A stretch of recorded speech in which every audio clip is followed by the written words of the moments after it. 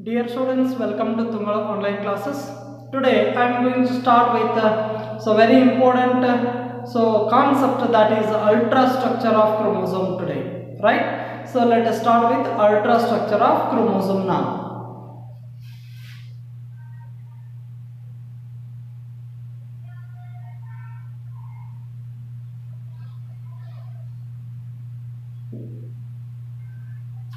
So it is the structure of chromosome which is seen under the electron microscope, and how it is looking to be, let us see now itself. So see here, so for the proper study of these chromosomal morphology, so there is a better to select the chromosomes from the mitotic cell division stages. So there are 4 stages that we come across during mitotic cell division. So one is prophase, metaphase, anaphase, telophase. Among these 4 stages, so 2 stages chromosomes are very thick enough and they take more strain, so that they are very easily visible, very clearly visible under the microscope. So those chromosomes that we select for the chromosomal morphology, so or the study of morphology of the chromosomes now. So what are those stages? They are nothing but one is metaphase, another one is anaphase. So that is why especially we prefer the metaphasic chromosomes here for the study of the chromosomal structure. For the study of chromosomal structure, we select the chromosomes from metaphase as well as anaphase, are the 2 stages that we select over here. Especially we select metaphasic chromosomes for the study of morphology of these chromosomes. So then what are the structures that we come across here? So for knowing that one, there is a need of the diagram of these chromosomes. Now see here, this is the ultrastructure of chromosome. Here what I am showing here to you. So this is the coiled structure. This coiled structure indicates that this is one arm of the chromosome. So this is another arm of the chromosome, right? So there are 2 arms of the chromosome are known as the chromatids. The chromatids. See here, this is one arm. It becomes a little narrow here, and after that one it becomes globular in structure. So here once again the coiling is seen over here, right? Less coiling is seen over here. So this is how the structure of chromosomes will be, right?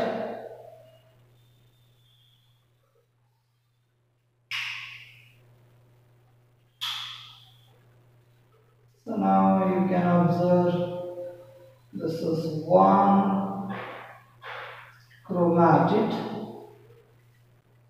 this is another chromatid that we come across here.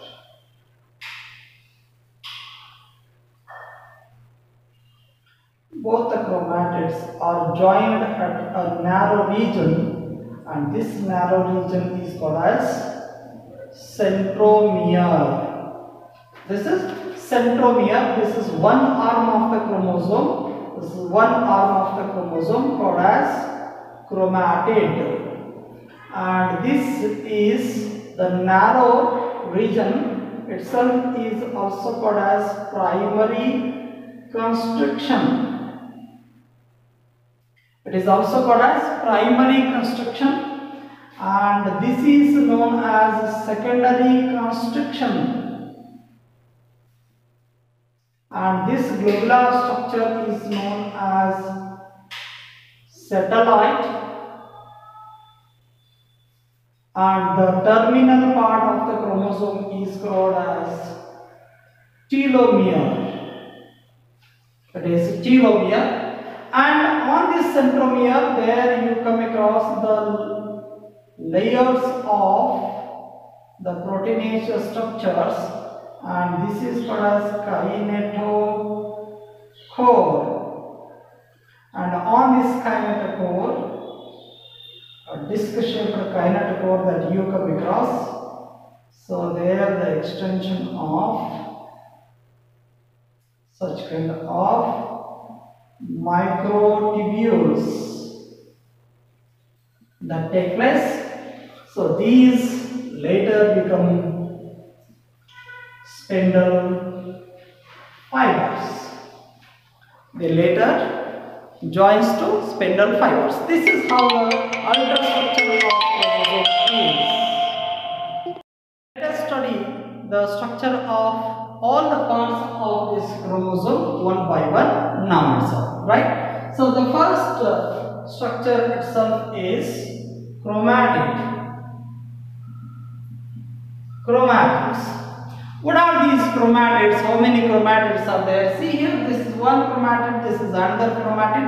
So the arms of the chromosomes are said to be as chromatids. These are usually rod shaped.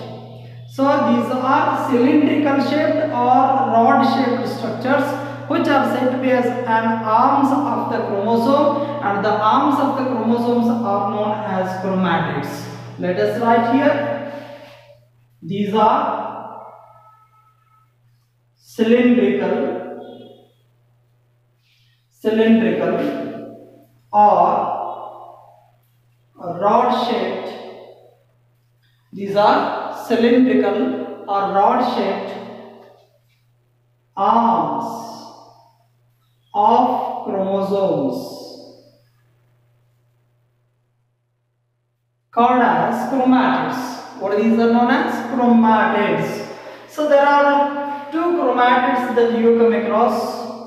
Two chromatids that you come across over here, and so these chromatids are made up of a fibrous structure, that is a thin thread-like structure called as chromonema. This is more important aspect to be remembered here. The second part or the second structure itself is chromonema or chromonemata. It is called as. So this chromonemata is nothing but it is the thread-like material that coils and recoils so as to form a highly coiled structure, and that coiled structure itself is so called as chromonema. It is thin thread-like structure which coils to form coiled structures called chromosomes. It forms the chromosomes, and this chromonema or chromonemata is sometimes it is a highly coiled structure in some regions of the chromosome, and where it is very thick and highly stained structure, and that thick highly coiled stained structure, darkly stained structure is called as heterochromatin. And where it is loosely coiled, it is called as euchromatin. Yesterday only we have seen the difference between heterochromatin as well as euchromatin. See here you come across heterochromatin. So this is highly coiled and darkly stained area, right, which is transcriptionally transcriptionally inactive, which is transcriptionally inactive in nature. But so euchromatin itself is transcriptionally active in nature. Why? Because it is loosely equal. There is a possibility of a separation of the threads like this. That thread is nothing but DNA. So the chemical composition of these chromosomes yesterday we have seen. So it is made up of DNA, RNA as well as proteins. Right? Many number of proteins would be there. So that's why. See here. It is transcriptionally inactive in nature, but euchromatin, it is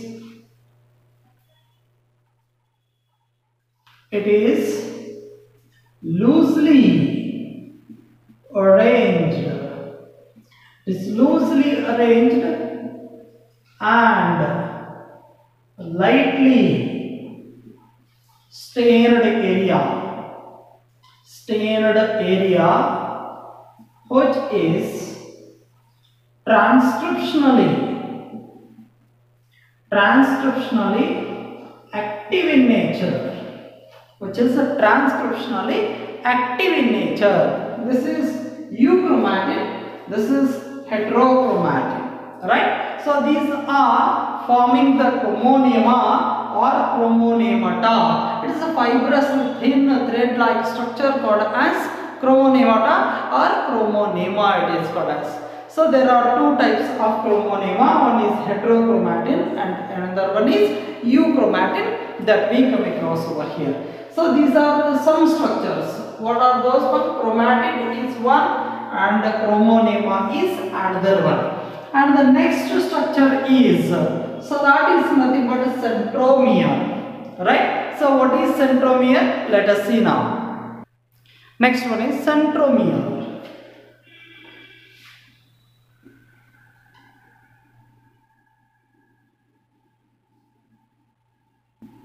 What is this centromere that you are observing here? It is a narrow structure where both the chromatids join each other, and that narrow structure or narrow which is a little less coiled structure, and that narrow structure itself is said to be as the centromere. It is a narrow region where two chromatids join each other, and that narrow region in the chromosome where both the chromatids join each other is called as centromere. This is called as centromere.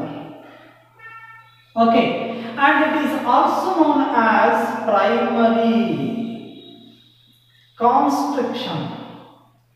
There you come across a constricted area here, and it is called as primary constriction, right? It is also known as primary constriction. Very important word to be remembered here, primary constriction. It is also called as. On this primary constriction, there you will come across a disc-shaped several layers of the proteins that you come across, and that structure is known as kinetochore. Alright, so what happens here? On the centromere, a disc-shaped layers of proteins that you come across, and that is called as kinetochore. And in that kinetochore, there you come across some of the microtubules, right? Some of the microtubules that extend over here, and they join, so they are added to the spindle fibers. Spindle fibers to hang the chromosomes over here. See here, if it is the cell, or consider this one is the nucleus. In the nucleus there you come across one centriole. This is another centriole. From these centriole what are formed? The spindle fibers are formed over here. And to these spindle fibers, the primary construction or the centromere, so on which there is a disc-shaped layers of the protein that you come across, and that disc-shaped layers of the protein called as kinetochore, from which the microtubules are arising, and those microtubules joins to, or they are attached to these spindle fibers so as to carry the chromosomes or to hang the chromosomes to this spindle fiber. See here, this is how the chromosome is hanged now. For its movement towards this pole or towards this pole, so the movement of a chromosome that take place hanging to the spindle fiber, right? This kinetochore would so join the chromosome to this spindle fiber or hang to the spindle fiber, right? So this is the major function of this kinetochore, right? So this is about the primary construction or the centromere, right? As well as kinetochore, right? As well as kinetochore, right? And the next one, what is the next structure that you come across? Here, this is centromere or primary construction that we saw over here. And apart from this one, here also you are finding another narrow region over here, and this another narrow region which is seen nearer to the terminal part, hence it is called as subterminal in nature, and so that narrow structure itself is called as secondary construction, and the presence of secondary construction is very rare. It is restricted to some of the chromosomes. Out of 46 number of chromosomes, it is present in several chromosomes, remember, right? So that is why primary construction is permanently or it is present in all the chromosomes, but the secondary construction is rarely present, and secondary construction may be single or they may be two or more in number, right? So this is the it depends on the type of the chromosome, so it is present over here, right? The next structure is secondary construction. Secondary construction. It is another narrow region. It is another narrow region on chromosome which is nearer to the terminal part of chromosome, right? It is nearer to the terminal part of the chromosome, and that is called as secondary construction, right? And this secondary construction, maybe one or two number of secondary constructions are seen over here in chromosomes, and it is restricted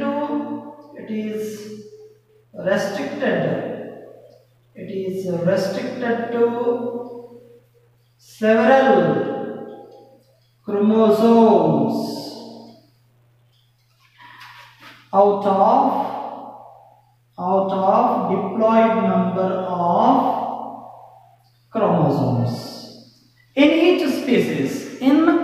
So several species it is seen over here. So that is called as secondary construction. Okay, and this secondary construction is usually So this secondary construction is usually present at the subterminal part of the chromosome. It is present at the subterminal part of the chromosome. Already I have told you. So nearer to the terminal part of the chromosome. So this is about the secondary construction. Next one is satellite.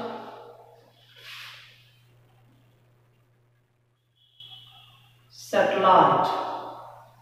What is this satellite, you may ask? See here, beyond this secondary construction, there the extended part of the chromosome that you come across here, and that extended part of the chromosome beyond the secondary construction is called as satellite.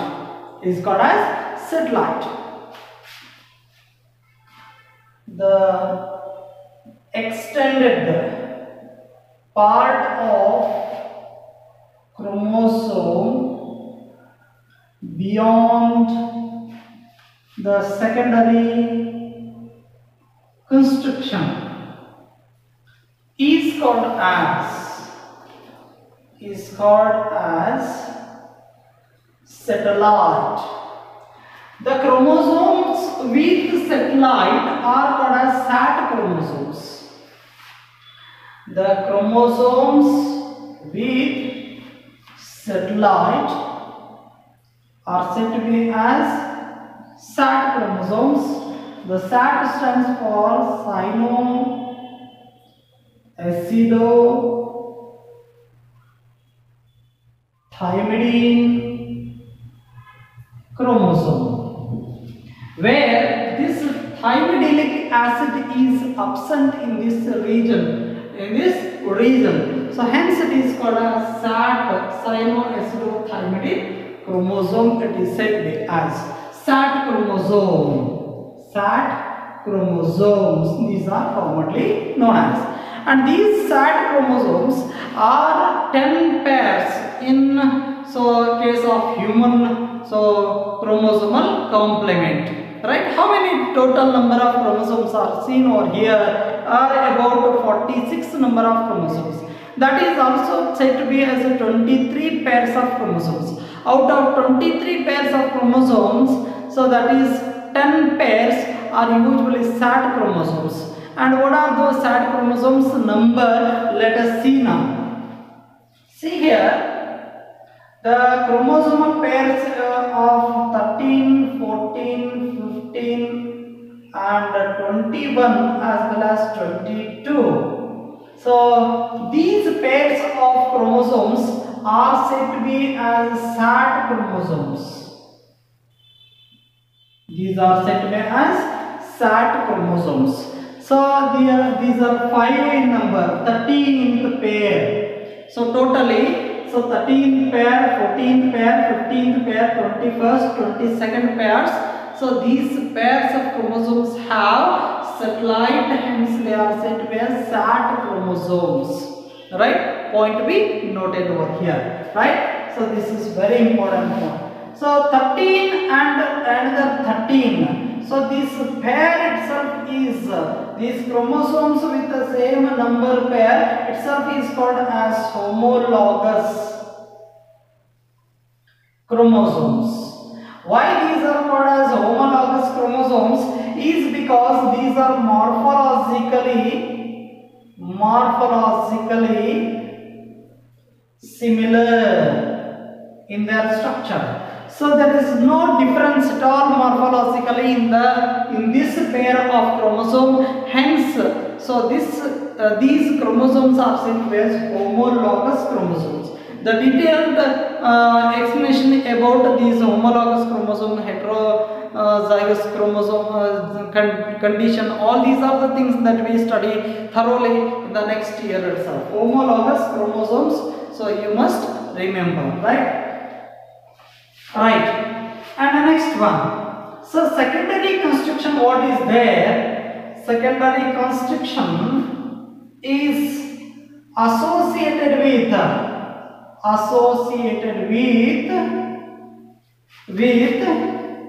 nucleolus. So this is more important point to be noted over here. So this secondary construction is associated with nucleolus. Already I have mentioned whenever we were studying the nucleolus. So there are near about 3 to 4 number of nucleolus are maybe present in the nucleus, and those nucleolus, they are in association with the secondary construction of certain chromosomes, and those certain chromosomes are SAT chromosomes. Already you know it better, right? So they are associated with the nucleolus, hence it is called as nucleolus organizing region, it is called as, right? Nucleolus organizing region, it is called as, right? So they form NOR over here.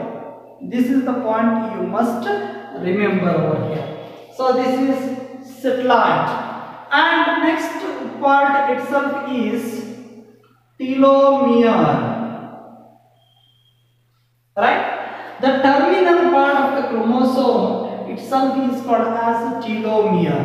So as you know, every chromosome has the terminal part where the where the chromatin material is highly coiled one, and that region which does not allow, or that region which prevents the attachment of another chromosome at this region or telomere part of the chromosome, right? Very important point. The terminal point or terminal region of chromosome is called telomere. It's called telomere, and it is having highly coiled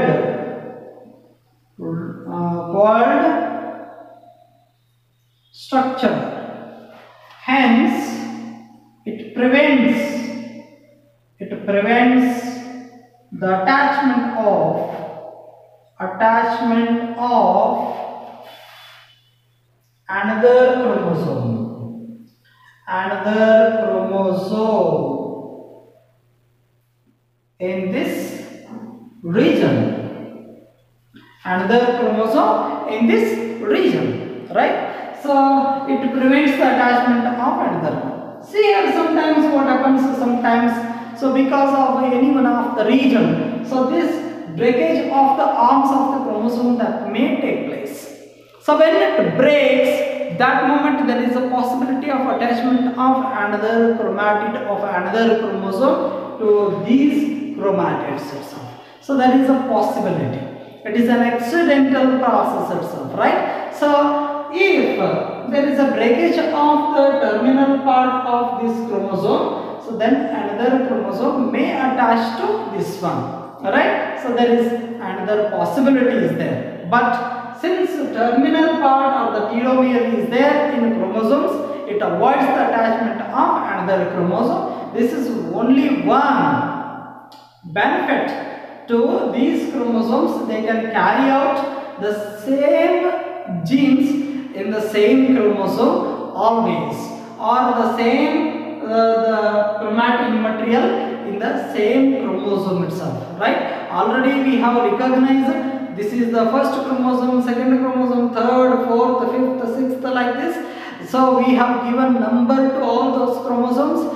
That is why we are mentioning here 13th pair, 14th pair, 15th, 21st as well as 22nd pair. Particularly we are saying because of this reason. So why? Because there the homologous chromosomes are similar in their morphology and they are carrying the same, so the chromatin material or the DNA, so with themselves, with specific genes in that DNA itself, right? So this is about the terminal part of the chromosome.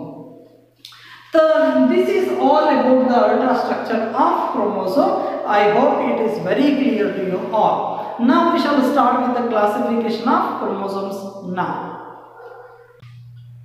Classification.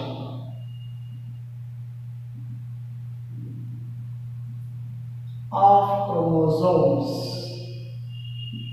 See here, the basis of the classification of these chromosomes is different. So one basis itself, on the basis of the position of the centromere, they have been classified into 4 types. Let us see. So based on first base, based on position of centromere, based on the position of centromere, first one. So where actually the position of a centromere is there in that particular chromosome, so we'll have to see. Based on that, we'll have to give it one name. See here, so if this is the chromosome, so this is the chromosome, only one arm I am going to show here, only one arm I am going to show here. In your NCERT, 2 arms are given over there. So let us understand the position of the centromere only. See here, it is at the center, exactly at the center. So such kind of chromosome which has the centromere at the center of both the chromatids, then such kind of chromosome is said to be as metacentric chromosome. What it is known as metacentric chromosome. Alright, so this is one chromosome. So if the centromere is subterminal in nature, or little away from the center, and if it is so, it is called as submetacentric chromosome. Right? So what it is called as submetacentric chromosome. What do you mean by submetacentric chromosome? See here, this is the first type of chromosome, this is the second type of chromosome. So this is the centromere, and this is one arm of the chromosome, and this is another arm of the chromosome. So exactly this is the center of the chromosome, but it is a little away from the center. If it is so, then it is called as submetacentric chromosome. And third one, acrocentric chromosome.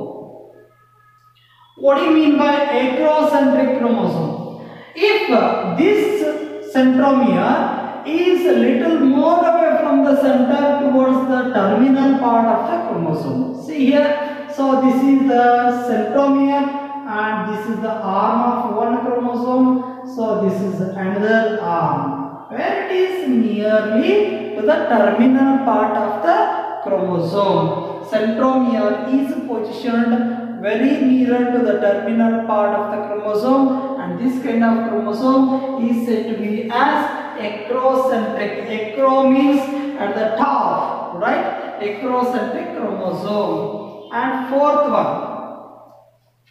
So first one, so remember, if it is at the center, metacentric. If it is a little away from the center, submetacentric.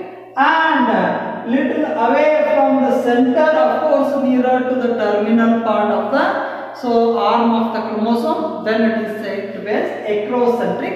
If it is at the terminal part only, see here, this is the centromere, this is only one arm that we come across over here. So centromere is at the terminal part of the chromosome, then such kind of chromosome, so even sometimes there is a possibility of losing of another part of the chromatid. So or else the presence of a centromere is towards the terminal part, then it is called as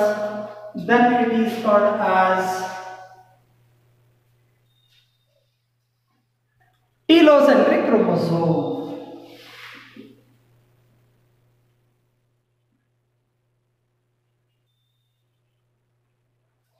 Telocentric chromosome. Like this, there are mainly 4 types of chromosomes that we come across based on the position of centromere. This is one basis of classification. Second basis of classification. Based on number of centromeres. Based on the number of centromeres. So there are different types of chromosomes that we come across over here. What are those types of chromosomes? Based on the number of the centromeres. So if only one centromere is there, monocentric chromosome. If two are there, dicentric chromosome. If many are there, polycentric chromosome. If there is no centromere, acentric chromosome. So like this there are four types once again. So first one is monocentric. Monocentric chromosomes. Right? And the second one is dicentric chromosomes. Means here only one centromere. So here two centromeres. Third one, polycentric chromosomes. Many are here. And fourth one, acentric. A stands for absence. Absence of a centromere. So acentric chromosomes. So this way they have been classified into different types. Remember. And so these shape of these chromosomes is also counted sometimes. See here, it is looking to be as an I, it is looking to be sometimes V, it is looking to be as a V shaped, and this is when it bends that moment, it is looking to be as L shaped, right? This is I shaped, right? So like this there are different shapes that we are giving over here for these chromosomes over here. So this is all about the classification of chromosomes, right? So after this one, the size of the chromosome is studied over here. So what is the actual size of the chromosome? Why I have taken this size of the chromosome at the end is because so their largest chromosomes that we are going to see over here, and those largest chromosomes are polytene chromosomes or salivary gland chromosomes. So they are usually present in the organisms like Drosophila melanogaster, that is a fruit fly, right? So they are called as giant chromosomes, largest chromosomes they are said to be as. And even one more type is lamb brush chromosomes. These are usually seen in oocytes, right? So why they are seen in such kind of cells? So what are their function? How they are different from normal chromosomes? So why they become giant in nature? Right? All these are the things that we study now itself. Yes, let us start with the size of chromosomes now. Size of chromosomes. The size of the chromosomes that differ from one species to another species of both animals as well as plants, right? So the size of chromosomes,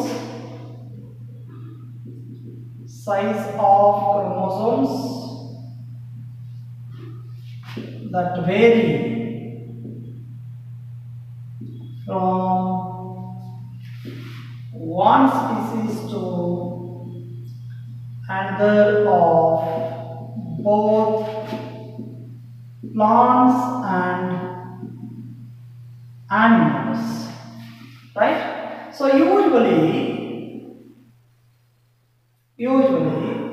the size that varies from 0.1 micron to 34 micron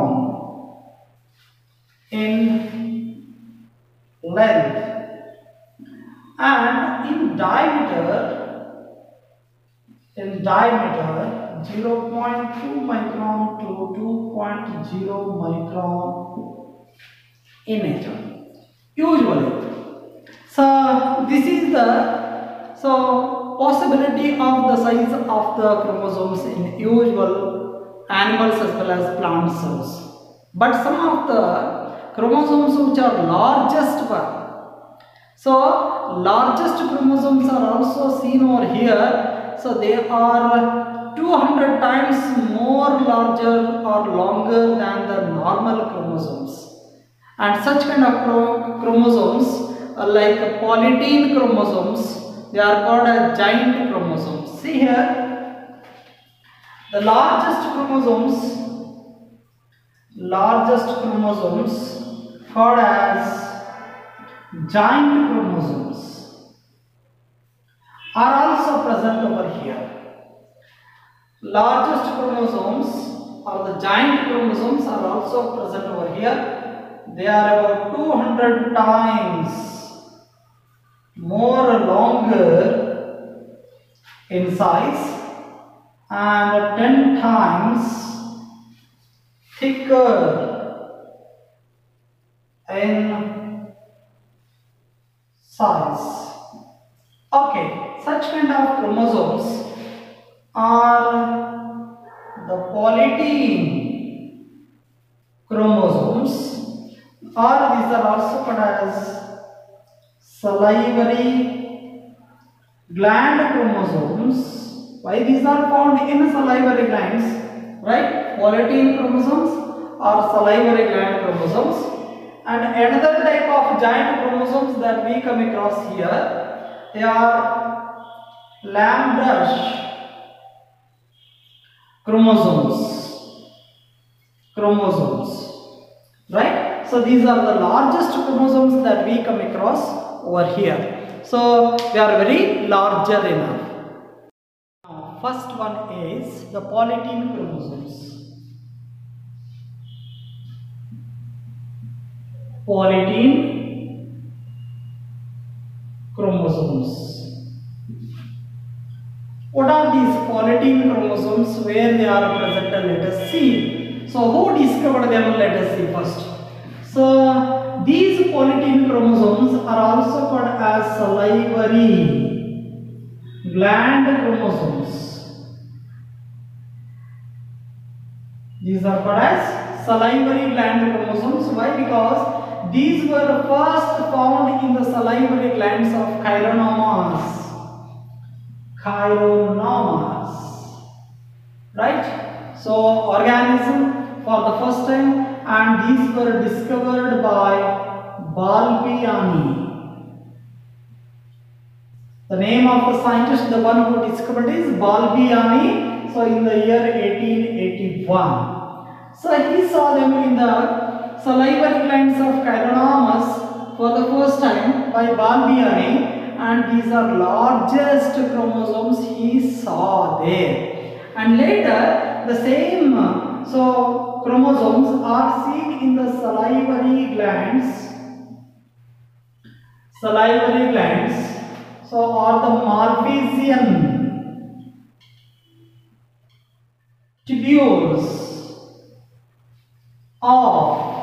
Malpighian tubules of some of the organisms like Drosophila. Drosophila melanogaster, so that is commonly known as fruit fly. In that organism they saw, and even many of the insect larvae. So these polytene chromosomes were seen. In case of plant cells, like all these structures are unknown to you, of course, but still it is inevitable for you people to remember them. So plant cells like suspensor cells, antipodal cells, suspensor cells, antipodal cells, right? And in such kind of cells, usually these salivary gland chromosomes or polytene chromosomes were first discovered over here. And so these are named as polytene chromosomes by one of the scientists, Kohler. Kohler is the name of the scientist, the one who named them as the polytene chromosomes, right? So how these chromosomes are, let us see diagrammatically first. So see here, this is the centromere of the chromosome. Okay, to this centromere, many number of strands of the chromosome are attached over here. See here.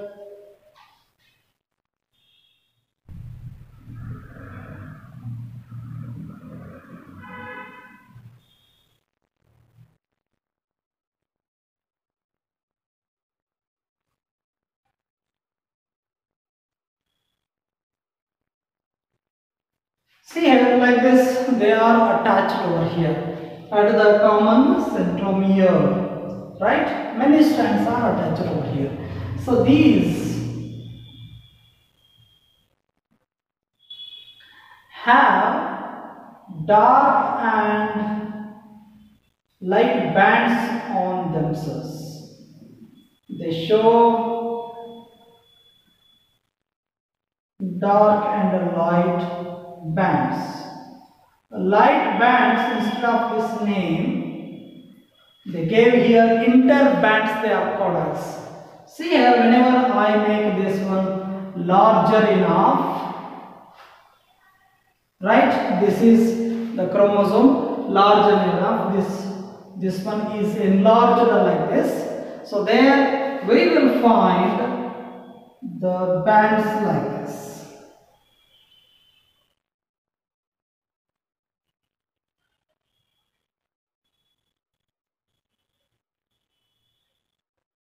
Why these bands are formed in these chromosomes? The question arises over here. So how these chromosomes become this much thicker when compared to the normal chromosome? All these are the questions arises over here. So these are the bands that we can see here. So these are said to be as an interband. What it is called as? Interband it is called as.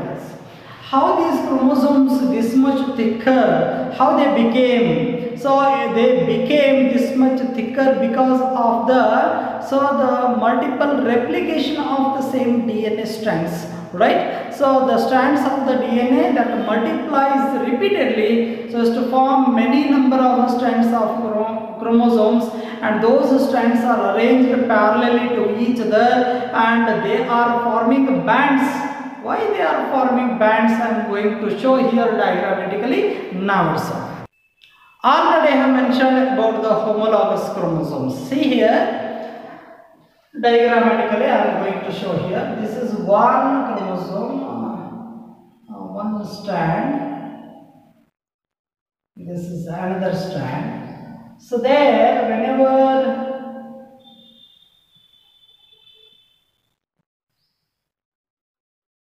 the replication that occurs over here, so here some of the nodular structures that we come across in these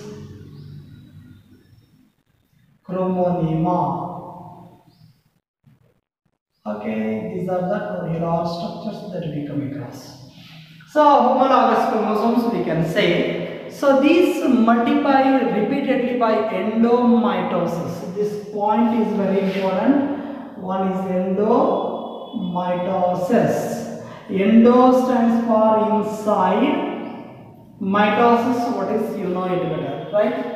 So mitosis occurs inside the cell. That is nothing but inside the nucleus. Repeated division of the cell that take place so as to form multinucleated condition. Already I have told you syncytial condition. But here the number of the strands of the chromosome they go on increasing due to replication. See here, so one homologous chromosome, so they divide themselves, they replicate themselves.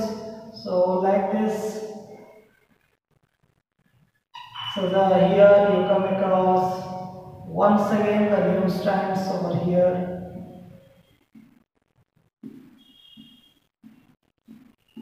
All these are nodular structures called as chromomeres. Or these are chromomeres. When you join all these chromomeres, or when these chromosomes they attach each other at the same position of the chromomeres. That moment, so there one band is formed over here. This kind of band is formed over here when they are attached on the same region. So this band is shown like this, right, on these polytene chromosomes, right. So this endo mitosis word is very important, right. So and the chromomeres are very important over here. So this is how, so many number of chromosomes, they join themselves and by endomitosis process, and they become very thick enough. There are near about 1000 to 16,000 number of such kind of strands that we come across in Drosophila melanogaster as well as Chironomus, so or the Chironomus organisms.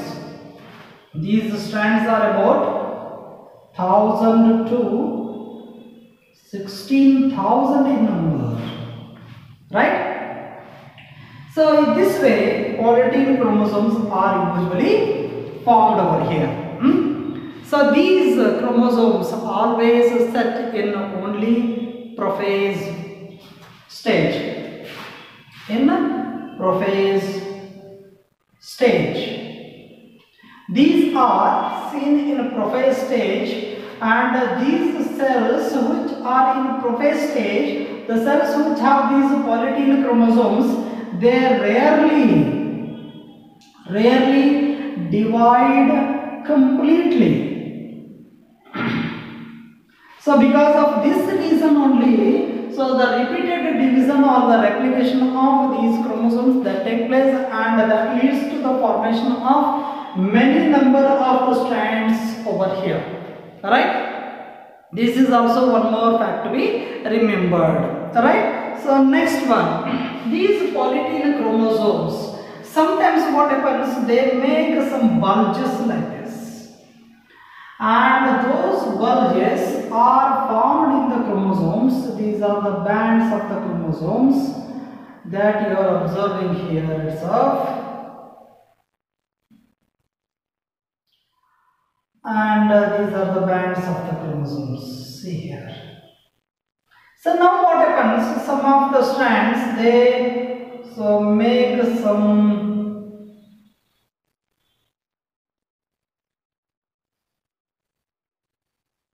bulges like this in the middle, where the separation of these strands of the chromosome that take place. So that is nothing but a DNA strand. It is said as on this strand the synthesis of many mRNAs that take place over here, right? The synthesis of mRNAs that take place in this region, and this region itself is called as Balbiani